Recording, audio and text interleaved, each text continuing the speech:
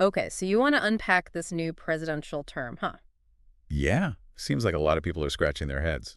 And you sent over the inauguration speech? Good thinking? It's a good place to start. Yeah, definitely. Second term inaugurations are always interesting.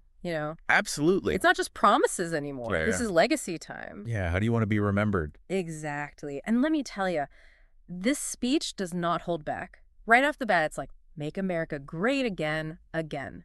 But even stronger this time. Hmm. But what's interesting is it's not just slogans. There's some really specific details in here. Oh, yeah, for sure. Like renaming the Gulf of Mexico, Yeah. the Gulf of America. What? I mean, symbolically, that's a huge statement. Right. Imagine the reaction from Mexico and other countries in the region. Yeah. Could be seen as a real power grab. Right. Is this about actual territorial ambition? Or is it more about projecting an image of strength? That's the question. Because then he starts talking about Liberation Day and a crisis of trust. Whew, those are some loaded terms. Definitely. It feels very urgent. Maybe even a bit of fear, trying to tap into that. For certain groups, you think? Yeah, the people who feel like the system has failed them. Okay. Yeah. And he points to some very specific examples. Oh. The hurricane response in North Carolina, the California wildfires, the whole public health system. So it's like he's saying, look, the government hasn't been there for you, but I will be. Exactly. But at the same time, he's using those examples to paint a picture of, like, widespread incompetence, also complete breakdown of trust. Right. Okay, so then what does he actually want to do about it? Well, his policy proposals are equally bold. Okay, wait on me. On the economic front, he's talking about tackling inflation, declaring a national energy emergency, and totally rejecting the Green New Deal. Yeah, the drill, baby, drill line was a real throwback. What does energy dominance even mean in today's world? Are we talking oil and gas forever? What about renewable energy? Yeah, that's the big question. The speech is very light on specifics. He talks about bringing down energy prices, but doesn't address the environmental impact, of relying so heavily on fossil fuels.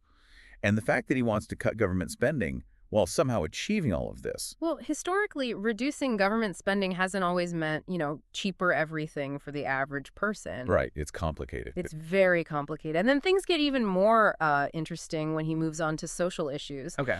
He's talking about ending censorship, defining gender as strictly male and female, pushing back against something he calls social engineering. Those are hot button issues for sure. Mhm. And the language is very strong. He's clearly trying to appeal to a certain segment of the population. The ones who feel like, traditional values are under attack. Exactly. It almost felt like he was setting up a culture war. Us versus them. Yeah, us versus them, which, to be honest, made me a little uncomfortable. I understand that. But it's going to resonate, that's for sure. Oh, absolutely. And, speaking of appealing to a specific audience, he also talks about reinstating those service members who were expelled over the vaccine mandate. Right, right.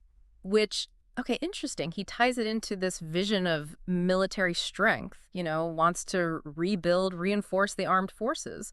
But at the same time, he keeps calling himself a peacemaker. I don't quite get how those two things go together. Yeah. Does he mean peace through strength?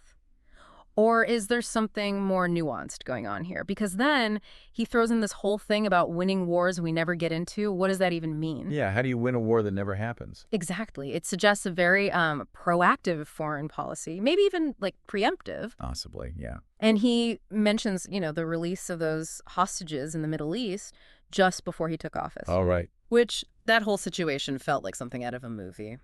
But he presents it as evidence of his deal-making skills, his ability to achieve peace through strength. I see. So I guess, we'll have to wait and see how that plays out. Yeah, time will tell. Time will tell. Because ultimately, this all leads up to the grand finale of the speech. Right. Where he evokes manifest destiny and talks about sending astronauts to Mars.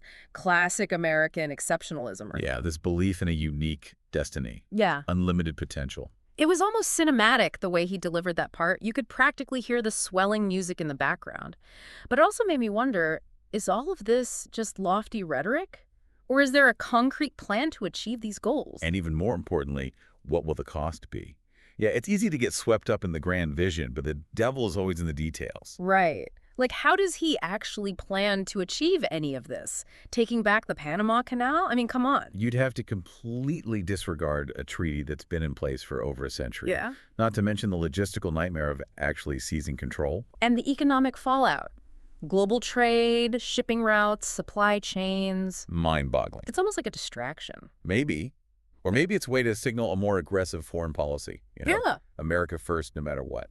Okay, interesting. So then what about this, the strongest military the world has ever seen? What does that even look like? More ships, more planes, more troops. Bring back the draft. And how do you pay for all of that while also cutting government spending? It's a tough question. Where are the priorities? Yeah. And a larger military footprint usually means, well, a higher risk of actually using it. Is the American public ready for that? What about our allies? Good point. A more militarized America could be seen as a threat, right? Definitely, instead of a protector. Leading to more instability, maybe even conflict. It feels like we're wading into some dangerous territory here. Which is why it's so important to really analyze the rhetoric. Look beyond the surface. Think about the potential consequences.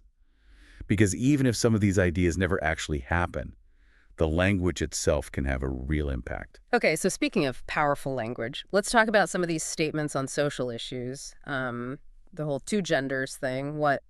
It feels very deliberate. Trying to draw a line, appeal to a very specific base. Right. And it's sure to face legal challenges. Oh, yeah.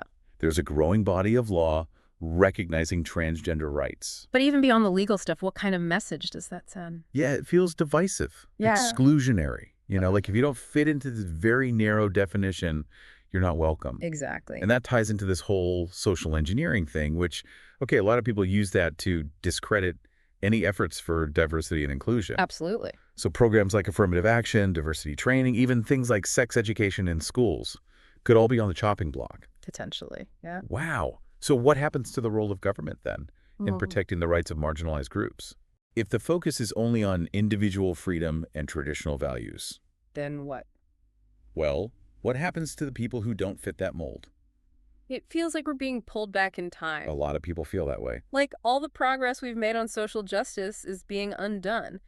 Okay, can we talk about the economy for a second, just to lighten the mood a little? Sure. So he laid out some big goals. Tackle inflation, achieve energy dominance, bring back manufacturing jobs. Those are all things people want to hear. Right, but how realistic is any of it? The solutions he proposed seem, I don't know, maybe a little simplistic. How do you reduce inflation without raising taxes or cutting spending? It feels like a magic trick. And this whole energy dominance thing, more drilling, less regulation, sounds good, but what about the environmental impact? And is it even possible to bring back manufacturing jobs on a large scale? I mean, haven't those jobs been lost to automation and global competition? Those are all valid points. It makes me wonder, is this vision more about appealing to nostalgia than offering practical solutions? Like, he's promising to turn back the clock to a time when America was, well, dominant in every way. It does feel that way. But the world has changed. We can't ignore climate change or globalization. And his talk about protectionist trade policies could really backfire. Yeah, sparking trade wars, hurting the very people he's claiming to help.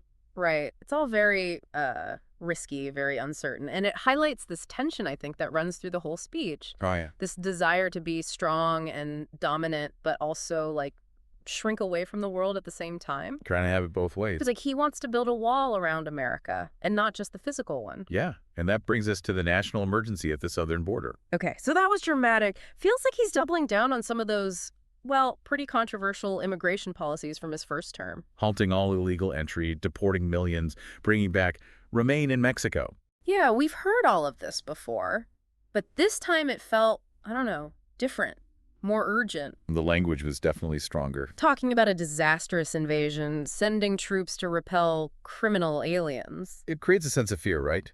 But it also makes you wonder about human rights. Yeah, using the military to deal with immigration, that just seems dangerous. And invoking the Alien Enemies Act. Whoa. Okay, back up. What's that? It's a law. It's been dormant for decades. Basically, it gives the government these broad powers to detain and deport non-citizens. Okay, and? A lot of people say it violates due process rights. So it's definitely going to be challenged in court. Almost certainly. So bottom line, he's taking a really tough stance on immigration. Enforcement above all else. Definitely seems that way. But what about the human cost? What about the people who are fleeing violence, seeking asylum? You're right, those stories tend to get lost in all the rhetoric. It's a tough balance, security and control, but also the humanitarian side of A things. very delicate Yeah. balance. And this speech, yeah, not so balanced. Okay, so we've got the hard line on immigration, the massive military buildup, a protectionist economic policy. It's all very inward-looking. And then there's the energy policy. National energy emergency. More drilling, rejecting the Green New Deal. He even said, drill, baby, drill. It's like he's completely ignoring climate change. It's definitely a different approach. And what about the economic impact of all this? He says he'll bring back manufacturing jobs, but can he really do that? With tariffs and protectionism, Yeah. I mean, won't that just lead to higher prices? And retaliation from other countries? It seems like he's betting on a more isolated America. Self-sufficient. Less reliant on global trade. Less cooperation. So where does that leave us? What does all of this mean for the future?